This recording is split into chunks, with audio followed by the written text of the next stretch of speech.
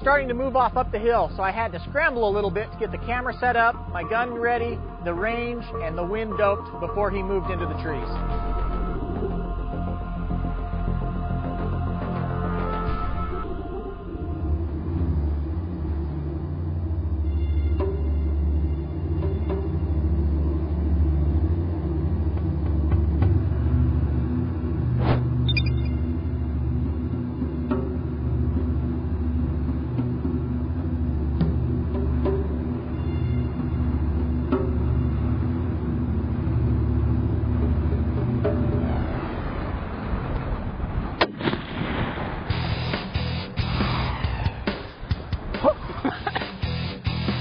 Oh man, whew.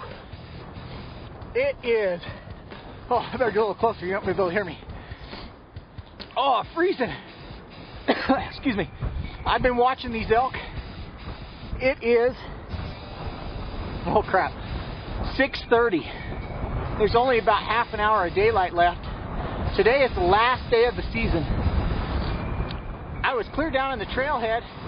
I just decided, I better get the spot and scope out and take a look at these guys. I thought I saw a white butt.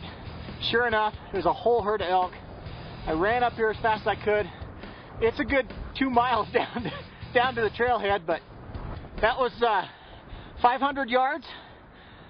I just dialed up the old scope right here, old Husqvarna. I'm shooting the long range hunter in the 7 mag, 168 grain burger. As you can tell, the wind is whipping.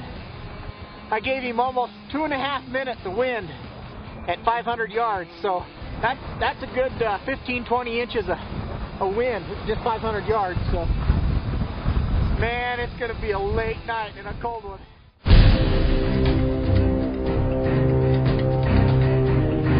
With over 35 long-range kills, featuring new information on the latest long-range technology.